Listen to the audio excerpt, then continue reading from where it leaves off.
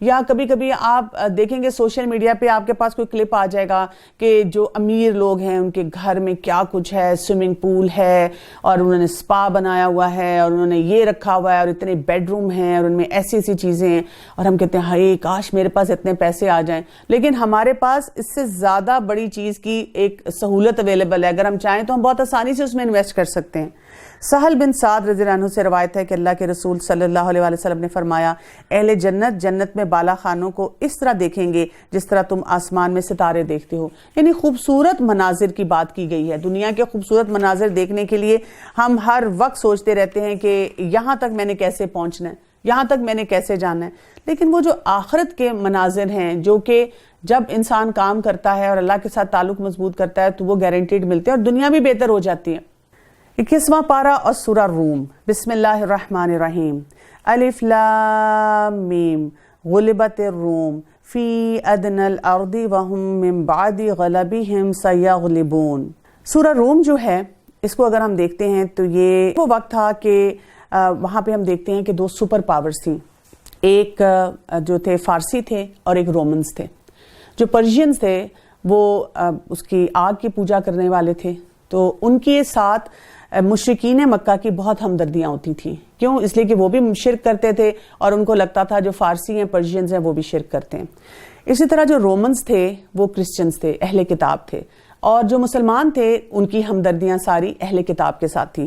کیونکہ ایک یہ نیچرل سا ایک تعلق ہوتا ہے نا آپ کا. جیسے آپ دیکھیں کہ ہم اپنے ملک میں دیکھتے ہیں ایون گیمز کے معاملے میں ہو جاتا ہے کہ جیسے کوئی سمجھیں کوئی ورلڈ کپ ہے کسی قسم کا گیم میں، اور جب بھی کہیں پہ میچ ہو رہا ہوتا ہے تو سب سے پہلے ہم سوچتے ہیں کہ جو ہمارا ملک ہے وہ جیتے. اب اگر ہمارا ملک جو ہے کسی سٹیج پہ آ کے سیمی فائنل میں آ کے ہار جاتا ہے، وہ نہیں کر پاتا، اب ہمیں گیم میں انٹرسٹ ہے، لیکن گیم میں انٹرسٹ کے ساتھ ہمارا انٹرسٹ کس کے ساتھ ہوتا ہے؟ جو دو لوگ کھیل رہے ہوں. ہم اگر کوئی ہمارا فرض کریں کسی ملک کے ساتھ دشمنی ہے یا ان کے ساتھ ہماری انبن ہے، یا ہمیں لگتا ہے کہ ایک مسلمان ملک ہے اور دوسرا جو ہے وہ نان مسلم ہے، تو ہماری ہمدردی آٹومیٹکلی اس کی طرف ہو جاتی ہے جو ہمارے عقیدے کے مطابق جو ہے وہ زیادہ چلتا ہے. تو وہاں پر ہمیں یہ پتا چلتا ہے کہ یہ دو سپر پاورز تھیں.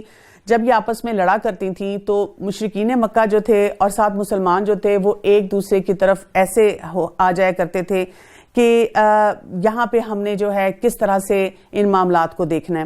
اچھا، اس میں ایک جو بات وہاں پر ہوتی تھی وہ یہ تھا کہ جب ان کی جنگ ہوتی تھی، اگر پرشین جیتے تھے تو مشرکین بڑے خوش ہوتے تھے، اگر رومن جیتے تھے تو مسلمان بہت خوش ہوا کرتے تھے.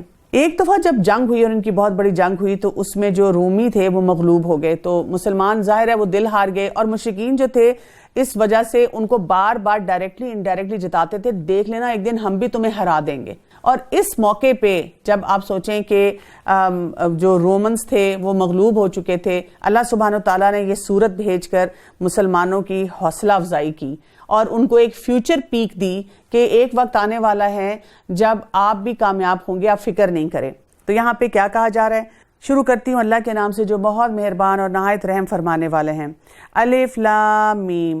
رومی مغلوب ہو گئے اور نزدیک کی زمین پر، اور وہ مغلوب ہونے کے بعد عنقریب غالب آ جائیں گے چند سال میں ہی. کون سا وقت یہاں بتایا گیا؟ بضع سنین. یہ وہی وقت ہے جو کہ ہم نے یوسف علیہ السلام کے واقعے میں بھی پڑھا تھا کہ جب یوسف علیہ السلام جیل کے اندر تھے اور وہاں جب وہ شخص باہر گیا تو وہ کتنے عرصے کے لیے بھول گیا؟ بضع سنین. اور تب میں نے آپ کو بتایا تھا یہ 3 سے 9 سال تک کا عرصہ ہوتا ہے. تو یہ کہا گیا کہ چند سالوں کی بات ہے. ہم تو جیسے پیچھے پڑ جاتے ہیں نا، کیا کیا کیا کتنا ٹائم. اور اگر ہمیں کوئی کہہ دے 8-9 سال میں بس تمہارا یہ کام ہو جائے گا، ہم کہتے ہیں اتنا لمبا time, I am not ready for that. یہ کیا بات ہے؟ مجھے تو فوراً چاہیے. لیکن اللہ سبحانہ تعالیٰ اس کو کہہ رہے ہیں چند سال، اور اس سے پہلے اور اس کے بعد بھی اختیار اللہ تعالیٰ ہی کا ہے. اور اس روز مسلمان شادمان ہوں گے. اللہ کی مدد سے وہ جس کی چاہتا ہے مدد کرتا ہے. اصل غالب اور مہربان وہی ہے. اللہ کا وعدہ ہے، اللہ تعالیٰ اپنے وعدے کے خلاف نہیں کرتا، لیکن اکثر لوگ نہیں جانتے. وہ تو صرف دنیا کی زندگی کے ظاہر کو ہی جانتے ہیں اور آخرت سے بالکل ہی بے خبر ہیں. یہ جو چیز ہے نا ہماری، کہ اصل مسئلہ لوگوں کا کیا ہے کہ جو سامنے نظر آ رہا ہے نا، جس کو ہم انسٹنٹ گریٹیفیکیشن بھی کہہ سکتے ہیں، کہ یہ جو نظر آ رہا ہے بس یہی چاہیے اور اسی پہ ہم نے خوش ہو جانا ہے. بچے کو آپ بتائیں نا کہ بیٹا ابھی آپ نے چاکلیٹ نہیں کھانی، کینڈی نہیں کھانی، ابھی اس چیز کے لیے نہیں کرنا، آگے دیکھیں اس کا آپ کو یہ فائدہ ہوگا. نہیں، وہ سننے کے لیے تیار نہیں. اس کو وہ چاکلیٹ کینڈی ہی کھانی ہے، چاہے اس سے دانت خراب ہو جائے، معدہ خراب ہو جائے، بھوک، باقی سسٹم آپ کا جو ہے سارا ہیلتھ کا خراب ہونا شروع ہو جائے. تو ظاہر جو ہے دنیا کا، اس کو لوگ بہت زیادہ دیکھتے ہیں کہ ظاہری چکنا چوند کیسی ہے، ظاہری لائف سٹائل کیسا ہے، ظاہری طور پر ہمیں کیا کچھ مل رہا ہے، اور آخرت سے اس کی وجہ سے انسان کے اندر غفلت آتی ہے. تو اسی لیے ہمیں تھوڑا سا ڈیپ تھنکر ہونا چاہیے، ہمیں ہر چیز کے بارے میں سوچتے رہنا چاہیے. مثلاً کوئی بھی اللہ تعالیٰ نے ہمیں ٹیلنٹ دیا ہے یا ہم کوئی کام کر رہے ہیں تو سوچیں 10 سال بعد اس کا مجھے کیا فائدہ ہوگا. پھر کبھی کبھی یہ سوچیں اچھا 20 سال بعد مجھے اس کا کیا فائدہ ہوگا. اور پھر یہ بھی سوچ لیں کہ مرنے کے بعد مجھے اس کا کیا فائدہ ہوگا. یہ جو میں نے ڈرامہ دیکھا ہے نا ابھی بیٹھ کے، یا یہ جو فلم ہے نا، میں نے کتنے لوگوں کو بتایا کہ یہ تو مجھے اتنی پسند ہے، میں نے نا 15 دفعہ دیکھی ہے. جب مجھے ٹائم ملتا ہے بیٹھ کے میں وہی مووی دیکھ لیتا ہوں، بس مجھے تو ڈائلاگز تک رٹے ہوئے ہیں. تو سوچیں وہ دیکھنے کا مجھے ابھی کیا فائدہ ہوا، بعد میں کیا فائدہ ہوا، دنیا میں ہی کوئی فائدہ نہیں ہوا، تو آخرت میں قبر میں جا کر مجھے کیا فائدہ ہوا. اور وہ جب حساب کتاب ہوگا، کیا میں وہاں یہ والا جملہ بول کے اللہ تعالیٰ کے سامنے سرخرو ہو سکتا ہوں؟ ایسی بات میرے منہ سے وہاں نکلے گی کہ یہ میں نے جو ڈرامہ اس لیے دیکھا، سارے کام کر لیے، ساری تسبیحات پڑھ لی نا، تو پھر رات کو بیٹھ کے میں نے سوچا یہ تو دیکھ ہی لوں نا، تھوڑی سی انٹرٹینمنٹ بھی ہونی چاہیے.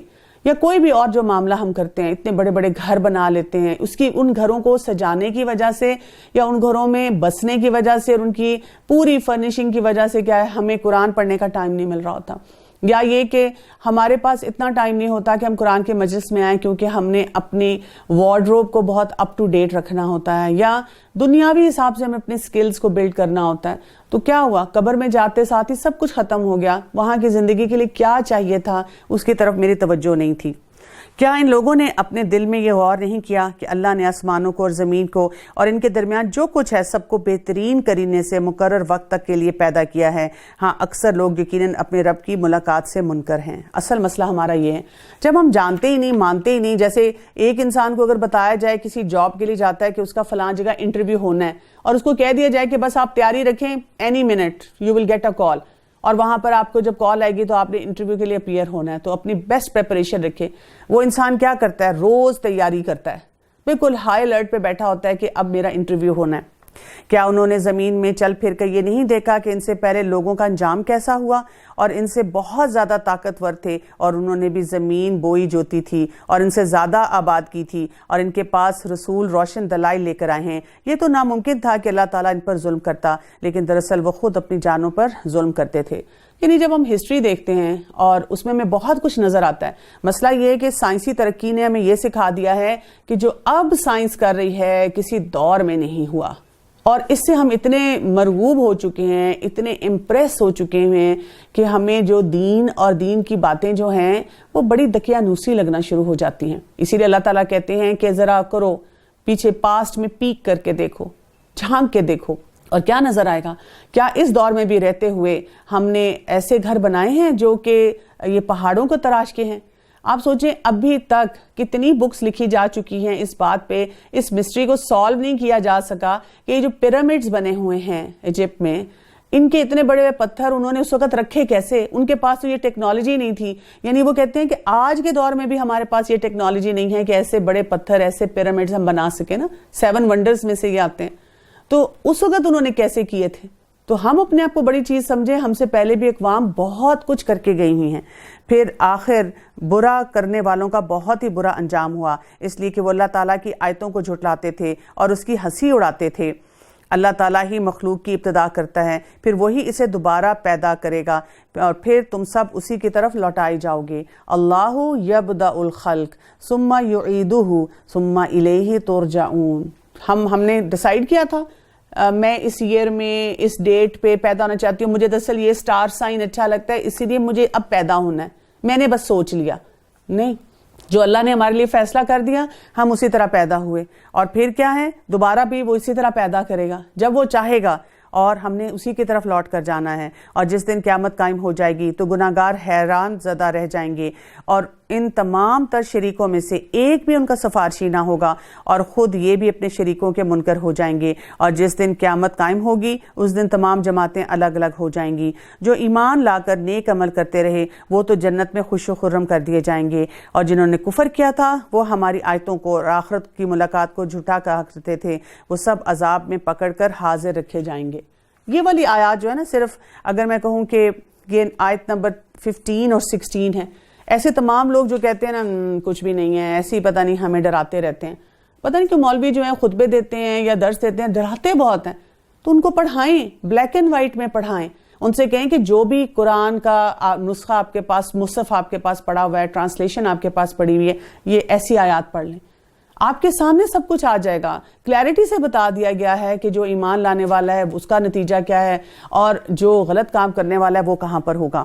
فَسُبْحَانَ اللَّهِ حِينَ تُمْسُونَ وَحِينَ تُصْبِحُونَ، بس اللہ کی تسبیح پڑھا کرو جبکہ تم صبح شام کرو اور صبح کرو۔ کون سی تسبیحات کی یہاں بات ہو رہی ہے؟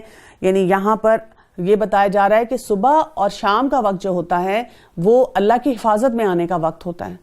تو یہاں پہ جب انسان بہت پریشان ہوتا ہے، شیطانی وسوسے ہیں، نظر ہے، اپنے بہت سے نفس کی جو ہیں وہ شر ہوتے ہیں، فکریں ہوتی ہیں، ان سب میں انسان کہتا ہے کہ اچھا میں کئی دفعہ کام میں اتنی بزی ہو جاتی ہوں کہ یاد ہی نہیں رہتا اس وقت یہ پڑھنا تھا، یہ کرنا تھا۔ تو ایک ہمیں بڑا امپورٹنٹ نسخہ یہاں دیا جا رہا ہے کہ صبح شام کے اذکار پڑھے جائیں، صبح شام اللہ تعالیٰ کی حفاظت میں آ جایا جائے۔ اور اس کے لیے کیا ہے، بہت سی ایپس آپ کو مل جائیں گی، آپ کو کتابیں مل جائیں گی دعاؤں کی، آپ کسی بھی اوتھینٹک سٹور پہ جائیں، ان سے کہیں کہ صبح شام کے جو اذکار پڑھنے والے ہیں وہ مجھے دے دیں، خود سے خود ساختہ چیز نہ نکالیں۔ اور اس میں کیا ہے، فجر کی نماز اور اس کے ساتھ وہ اذکار پڑھ لیے، اور اس کے ساتھ شام کو یعنی کہ آپ نے عصر کی نماز پڑھی اور اس کے بعد عصر اور مغرب کے درمیان کا جو وقت ہے اس میں وہ اذکار پڑھ لیے۔ تمام تعریفوں کے لائق آسمان و زمین میں صرف وہی ہے، اور تیسرے پہر کو اور ظہر کے وقت بھی اس کی پاکیزگی بیان کرو۔ کیا کہا جا رہا ہے؟ وَلَا الْحَمْدُ فِي السَّمَاوَاتِ وَالْأَرْضِ وَعَشِيًّا وَحِينَ تُظْهِرُونَ، یعنی یہاں پہ ہمیں وہ تمام اوقات بتائے جا رہے ہیں جب ہمیں اسپرچل بریک لینے کی ضرورت ہے، کہ تھم جائیں، رک جائیں اور تسبیحات کریں، اللہ کو یاد کریں۔ اور وہی زندہ کو مردہ سے اور مردہ کو زندہ سے نکالتا ہے، اور وہی زمین کو اس کی موت کے بعد زندہ کرتا ہے، اس طرح تم بھی نکالے جاؤ گی۔ اس کے بعد ہم جو آیات دیکھیں گے بہت ہی خوبصورت ہیں، اور ہر آیت کے شروع میں کہا جائے گا وَمِنْ آیَاتِهِ، اور اللہ کی نشانیوں کی بات کی جائے گی، اللہ کی آیات کی بات کی جائے گی۔ یعنی بہت سے لوگ جب کہتے ہیں کہ میرا دل تو چاہتا ہے کہ میں اچھا مسلمان بنوں، اللہ تعالیٰ کے ساتھ میرا کنیکشن بھی اچھا ہو، لیکن سمجھ نہیں آتا کہ کیسے تمام کام کرنے ہیں، یہ کس طرح سے ہوگا۔ تو یہاں پر ہمیں بہت سارے انڈیکیشنز مل رہے ہیں کہ جب ہم اپنے لائف سٹائل میں اللہ تعالیٰ کی یاد کو، اللہ تعالیٰ کے احکامات کو انٹیگریٹ کریں گے، یعنی ہمیں جب یہ سمجھ ہوگی کہ ہمارا دین کیا بتا رہا ہے، کہ یہ نہیں ہے کہ ہم تھوڑی دیر کے لیے مسلمان ہیں اور اس کے بعد پھر ہمارا وہی back to the lifestyle, یہ نہیں ہے کہ جو اب دل چاہ رہا ہے کرو، اب آپ پارٹیز کرو، اب آپ انجوائے کرو۔ ہم نے جو کچھ بھی کرنا ہے اس کو اسی طرح سے کرنا ہے جیسے ایک مسلمان کو ہر وقت کرنا چاہیے۔ جیسے ایک جو کسی ڈیوٹی پہ آفیسر ہوتا ہے، وہ ہر وقت اپنی یونیفارم میں الرٹ بیٹھا ہوتا ہے کہ کسی وقت بھی مجھے کال آ سکتی ہے اور مجھے وہاں پہ پہنچنا ہے۔ اسی طرح سے ہمیں یہ یاد رکھنا ہے کہ ہم اللہ کے بندے، اللہ کے عبد، ہر وقت اس ڈیوٹی پہ حاضر ہیں جو بھی معاملہ ہو۔ تو ان آیات کو سمجھتے ہیں۔ آیت نمبر 20 سے دیکھیے، وَمِنْ آیَاتِهِ، اور اللہ کی نشانیوں میں سے ہے کہ اس نے تم کو مٹی سے پیدا کیا، پھر آپ انسان بن کر چلتے پھرتے ہو۔ اب آپ دیکھیں پہلی نشانی کیا ہے، ہماری پیدائش، اپنی پیدائش پہ غور و فکر کرنا، اور اپنے گھر میں بھی اور بچے پیدا ہوتے ہیں ان پہ بھی غور و فکر کرنا کہ کیسے یہ بچہ پیدا ہوا، کیسے یہ دنیا میں آیا۔ یعنی اللہ کی شان نظر آتی ہے جب ہم بچوں کے بارے میں سوچتے ہیں، بچوں کو دیکھتے ہیں، بچوں کے ریفلیکسز کو دیکھ لیں۔ کچھ 40-50 تو ان کو پیدا ہوتے ساتھ ہی ریفلیکسز دے دیے جاتے ہیں کہ انہوں نے اپنے سروائیور کے لیے کیا کچھ کرنا ہے۔ بچہ کہاں سے سیکھ کر یہ سب کچھ آیا؟ اتنی تہوں میں سے نکلتا ہے، اتنے پانی میں سے نکلتا ہے۔ اسی بچے کو اگر ابھی آپ ایک بالٹی میں ڈالیں تو وہ ڈوب جائے گا اور وہ مر جائے گا، لیکن اتنے پانی میں سے جو نکل کر آتا ہے اور وہ بالکل ٹھیک ہوتا ہے، وہ سانس لینا شروع کر دیتا ہے۔ وہ بچہ جس کو آرام سے سب گھر والے اٹھاتے ہیں کہ ہائی اس کو کوئی کچھ کہے نہ، کچھ ہاتھ نہ لگے، کچھ اسے ہو نہ جائے، لیکن جب پیدا ہوتا ہے تو ڈاکٹر اس کو زور زور سے تھپڑ لگاتے ہیں کہ یہ روئے، اور اس کو کوئی خون نہیں نکلتا، کوئی اسے نقصان نہیں پہنچتا، کوئی اس کی ہڈی نہیں ٹوٹتی۔ یہ کیا سسٹم ہے جو اللہ تعالیٰ نے ہمیں بنا کے دیا؟ یہ اللہ کی نشانیوں میں سے نشانی نہیں ہے کہ اس پہ غور و فکر کیا جائے؟ لیکن ہم کیوں غور و فکر نہیں کرتے؟ یا تو ہم یہ خوشیاں منا رہے ہیں کہ بیٹا ہے یا بیٹی ہے، مٹھائیاں بانٹ رہے ہیں، لوگوں کو اطلاع دے رہے ہیں، لیکن غور کرنے کا ٹائم نہیں ہے کہ اللہ کی نشانی اس میں کیا ہے۔ اگلی نشانی دیکھیے، وَمِنْ آیَاتِهِ، اور اس کی نشانیوں میں سے ہے کہ تمہاری ہی جنس سے زوج پیدا کیے تاکہ تم آرام پاؤ، اور اس نے تمہارے درمیان محبت اور ہمدردی قائم کر دی۔ یقیناً غور و فکر کرنے والوں کے لیے اس میں بہت سی نشانیاں ہیں۔ بہت خوبصورت یہ آیت ہے جس میں ہمیں یہ خاص طور پہ پتہ چلتا ہے کہ شوہر اور بیوی کا تعلق کیسا ہونا چاہیے۔ وَمِنْ آیَاتِهِ أَنْ خَلَقَ لَكُم مِّنْ أَنفُسِكُمْ أَزْوَاجًا، लितस्कुनु इलैहा वजअल बैनकुम मवद्दा व रहमा इन्न फी ज़ालिका लआयातिल लिकौमिन यतफक्करून। क्या बताया गया यहाँ पर? इस निशानी में क्या है कि 3 चीजें मौजूद होनी चाहिए उस शादीशुदा सिस्टम में। सुकून एक दूसरे को देने वाले हों, मोहब्बत हो, मवद्दा हो और रहमत हो एक दूसरे के लिए। लेकिन ये निशानियां किन के लिए हैं? जो गौर व फिक्र करते हैं। हम किस चीज पे गौर व फिक्र कर रहे हैं? हम तो लड़का अपने सिस्टम पे गौर व फिक्र कर रहा है कि मुझे इस शादीशुदा जिंदगी में क्या मिला, लड़की अपने पर गौर व फिक्र कर रही है कि मुझे यहाँ पर क्या मिला, या गौर व फिक्र ये हो रहा है कि और कपल्स क्या कुछ कर रहे हैं, या गौर व फिक्र ये हो रहा है कि मैके और ससुराल में से किसकी चॉइस करनी है, किसकी बात सुननी है, या काबू कैसे करना है। यानी इन बातों पे हम गौर व फिक्र कर रहे होते हैं जो बिल्कुल मकसद से हटे हुए हैं। इसके बाद हम देखते हैं अगली आयत आती है वमिन आयातिही। अगली आयत क्या कह रही है? और उसकी कुदरत की निशानियों में से आसमान और ज़मीन की पैदाइश और तुम्हारी ज़ुबानों और रंगों का इख्तिलाफ भी है। दानिशमंदों के लिए इसमें भी बहुत निशानियां हैं। इन्ना फ़ी ज़ालिका लआयातिल लिल आलिमीन। कि अब क्या बताया जा रहा है कि इसमें भी बहुत सी निशानियां हैं। क्या है? अब आप देखें कि यहाँ पर ज़मीन और आसमान की पैदाइश की बात की और रंगों की बात की। हमें अगर रंग की फिक्र है तो यह कि हमने गोरे होना है, कोई ऐसी क्रीम लगानी है, कोई ऐसे कॉस्मेटिक्स इस्तेमाल करने हैं कि पूरी शक्ल बदल जाए, और उस पर बड़ा फख्र करना है कि देखें मुझे कैसी कॉन्टूरिंग आती है और कैसे कैसे तरीके आते हैं मेकअप के जिससे मैं अपनी शक्ल को कहां से कहां पहुंचा दूं। ऐसी कॉस्मेटिक सर्जरी करानी है। ना कायनात पे गौर व फिक्र है और ना ही अल्लाह ताला ने जो रंग बनाए हैं उनकी हकीकतों को हमने समझना है। इसके बाद फिर आ रहा है वमिन आयाती ही। और उसकी निशानियों में से है तुम्हारी रातों और दिन की नींद में और उसके फजल को तुम्हारा तलाश करना। और जो लोग सुनने के आदी हैं उनके लिए इसमें बहुत सी निशानियां हैं। यानी रात और दिन की निशानियां और सोने की निशानी, इसको समझना। अब आप देखें हमने तो अपनी नींदों की कोई हिफाजत ही नहीं की। जब दिल चाहता है सो गए, जब दिल चाहता है उठ गए। रात और दिन की हमने तफरीक को ख़त्म कर दिया, तो वो निशानी हमें कहाँ नजर आएगी? वमिन आयाती ही। और उसकी निशानियों में से एक ये भी है कि वो तुम्हें डराने और उम्मीदवार बनाने के लिए बिजलियां दिखाता है और आसमान से बारिश बरसाता है और इससे मुर्दा ज़मीन को जिंदा करता है। और इसमें भी अक्लमंद लोगों के लिए बहुत सी निशानियां हैं। इन्ना फ़ी ज़ालिका लआयातिल लिक़ौमिन याक़िलून। अकल वालों के लिए निशानियां हैं। लेकिन हमारी अकल किस में होती है? हमने तो जैसे ही देखा कि जी मौसम हो रहा है अच्छा, बादल आ रहे हैं, लॉन्ग ड्राइव, कॉफ़ी, पकौड़े, पकवान, हमने कहाँ गौर व फिक्र किया? हमने अल्लाह ताला की आयत को कहाँ से देखा? वमिन आयाती ही। और इसकी एक निशानी ये भी है कि आसमान और ज़मीन इसी के हुक्म से कायम है। फिर भी जब वो तुम्हें आवाज़ देगा, सिर्फ एक बार की आवाज़ के साथ ही तुम सब ज़मीन से निकल आओगे। और ज़मीन और आसमान की हर चीज़ इसी की मलकियत है और हर एक इसी के फरमान के मातहत है। अब आप देखें कितनी निशानियां हमने पढ़ ली। अपने पास एक बनाएं चेकलिस्ट और गौर करें कि क्या एक दिन में इनमें से किसी पर भी आप गौर व फिक्र करते हैं? इनमें से किसी मामले को देखकर भी सोचते हैं ये अल्लाह ताला की तरफ से एक आयत है, एक निशानी है, ये मुझे अल्लाह की पहचान की तरफ लेके जाता है, ये बात मुझे सिखा रही है कि मैं अल्लाह से अपने ताल्लुक को मजबूत करूं।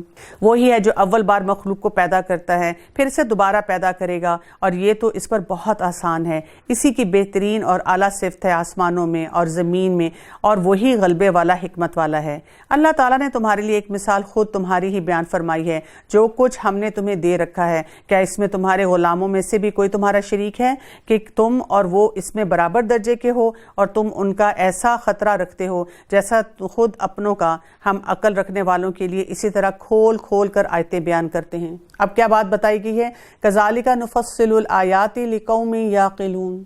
बहुत सी एग्जाम्पल्स आती हैं जिससे हमें सिखाया जाता है कि क्या खालिक और मखलूक बराबर हो सकते हैं, और उसकी निशानियां और या जो साइंस हैं या एग्जाम्पल्स हैं हमारी जिंदगी में से दी जाती हैं। क्या हम अपने बराबर हर इंसान को समझते हैं, उसके साथ वो मामला करते हैं? बल्कि बात यह है कि ये जालिम तो बगैर इल्म के ख्वाहिश परस्ती कर रहे हैं, और इससे कौन राह दिखाए जिससे अल्लाह ताला राह से हटा दे, और इनका कोई भी मददगार नहीं है।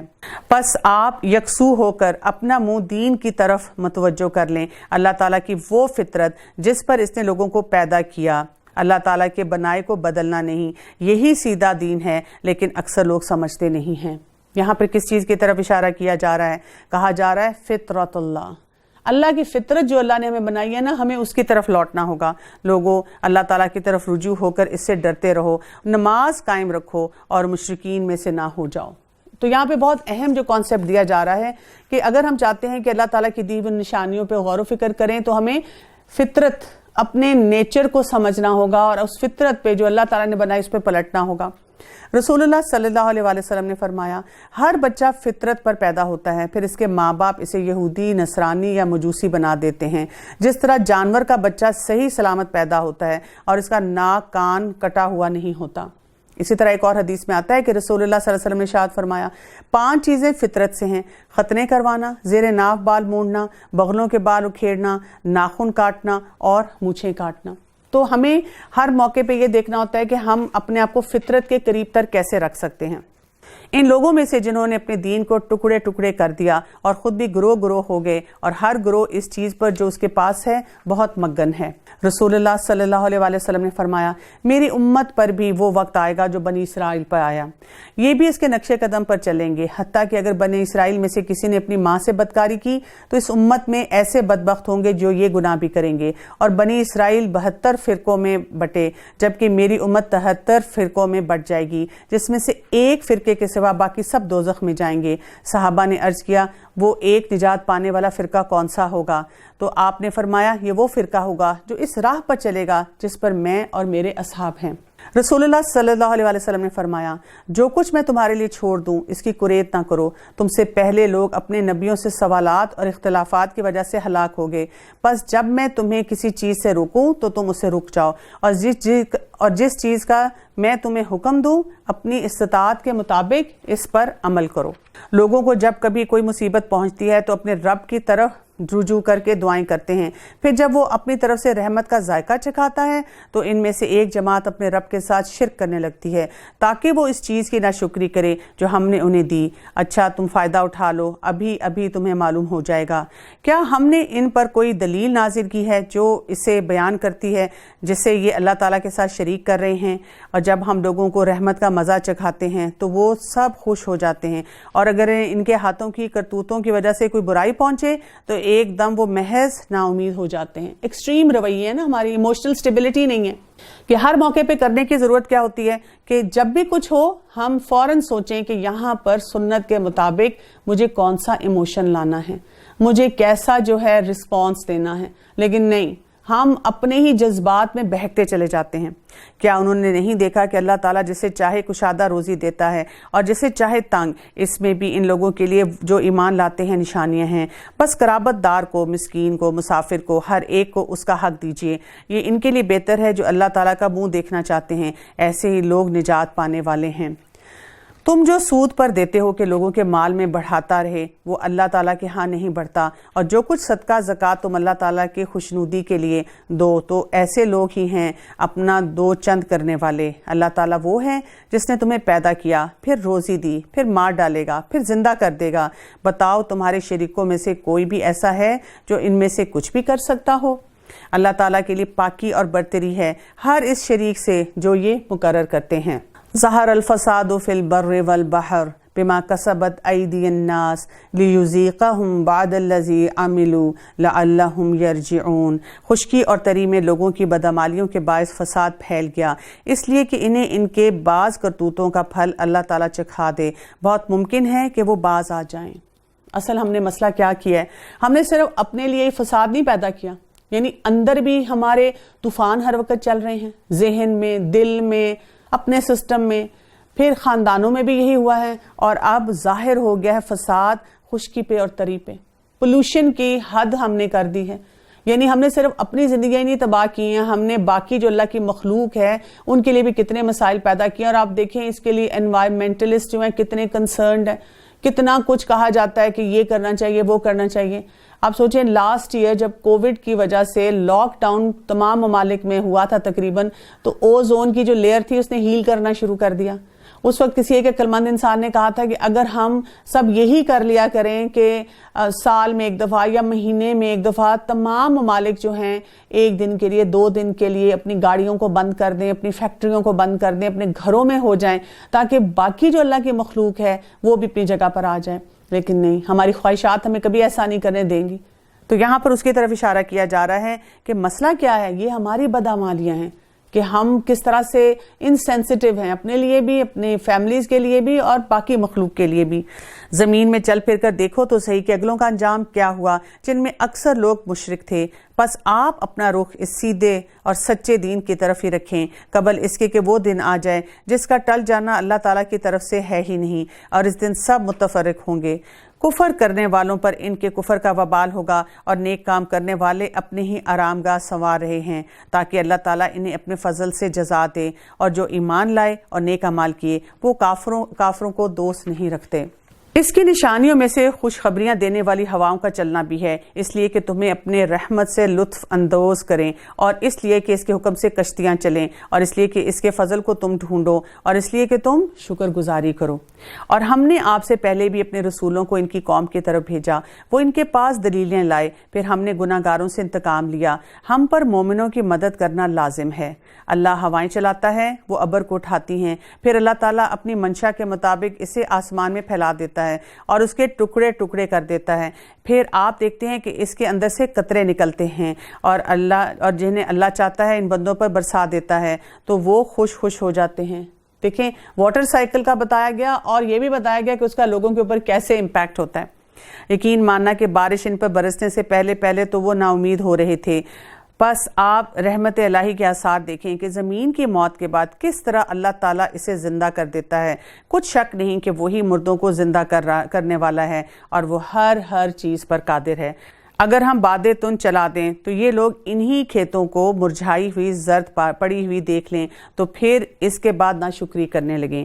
بے شک آپ مردوں کو نہیں سنا سکتے اور بہروں کو آواز سنا سکتے ہیں جبکہ وہ پیٹ پھیر کر مڑ گئے ہوں, اور نہ آپ اندھوں کو ان کی گمراہی سے ہدایت کرنے والے ہیں. آپ تو صرف انہی لوگوں کو سناتے ہیں جو ہماری آیتوں پر ایمان رکھتے ہیں, بس وہی اطاعت کرنے والے ہیں. کیونکہ دیکھیں نا, اگر ہم کسی کو ایکسیپٹنس دیں گے تو پھر اس کی بات سنیں گے نا.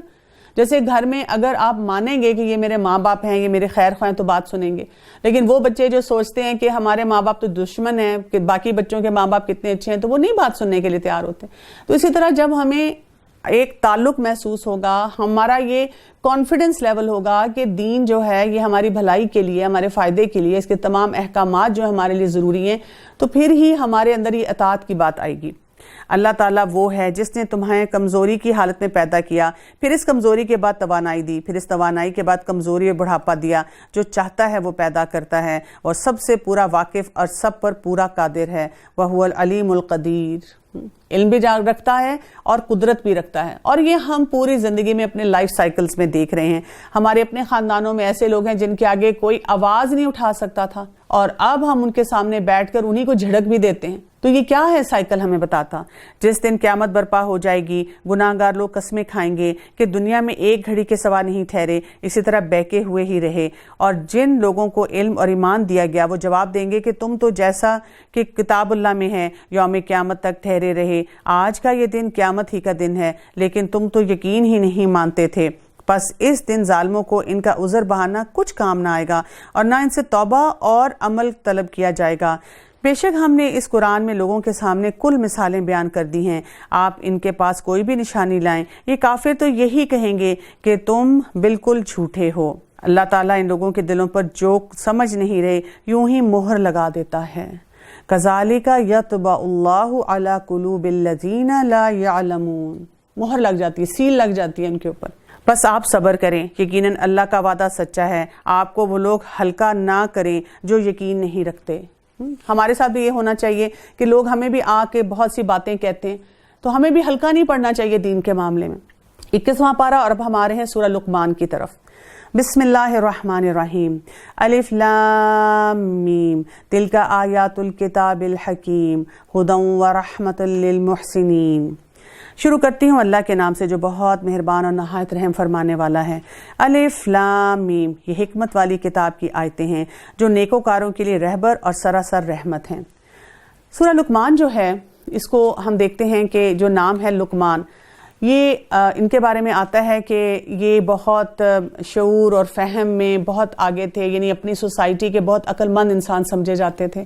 یعنی اکثر ہم جب انبیاء کے بارے میں پڑھتے ہیں تو ہم یہ سوچتے ہیں کہ ہم یہ کام کیسے کریں گے، اور ہمیں وہ مشکل لگ رہا ہوتا ہے. تو اللہ سبحانہ وتعالیٰ ہمیں ایک سوسائٹی میں سے ایک ایسے شخص کی مثال سامنے لا رہے ہیں کہ انہوں نے اسی سوسائٹی کا حصہ ہوتے ہوئے کیسے اپنی فیملی کے اوپر کام کیا.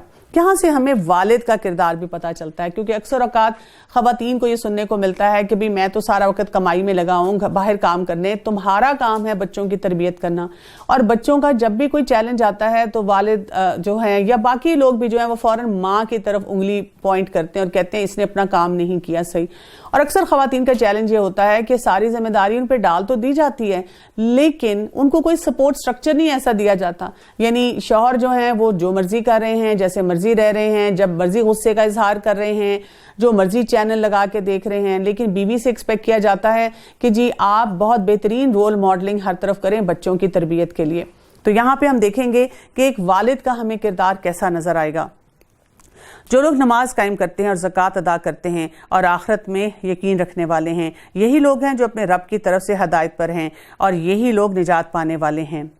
وَمِنَ النَّاسِ مَن يَشْتَرِي لَهْوَ الْحَدِيثِ لِيُضِلَّ عَن سَبِيلِ اللَّهِ بِغَيْرِ عِلْمٍ وَيَتَّخِذَهَا هُزُوًا أُولَٰئِكَ لَهُمْ عَذَابٌ مُّهِينٌ. اور بعض لوگ ایسے ہیں جو لغو باتوں کو مول لیتے ہیں کہ بے علمی کے ساتھ لوگوں کو اللہ کی راہ سے بہکائیں اور اسے ہنسی بنائیں. یہی وہ لوگ ہیں جن کے لیے رسوا کرنے والا عذاب ہے. سب سے بڑی بات تو یہاں پہ ہمیں بتائی جا رہی ہے، اس سے پہلے کہ ہم لقمان اور ان کے بیٹے کی ساری انٹریکشن کو دیکھیں کہ وہ آپس میں کیا ان کا معاملہ تھا، یہاں پر لہو الحدیث کا ذکر کیا گیا. یہ لہو الحدیث کو سمجھنا بہت زیادہ ضروری ہے، کیونکہ یہاں پہ کہا گیا کہ ایک ایسا بارگین ہے، ایسی تجارت ہے جس میں انسان علم کے بغیر کیا کر رہا ہے، اپنے ایمان کا سودا کرتا چلا جا رہا ہے.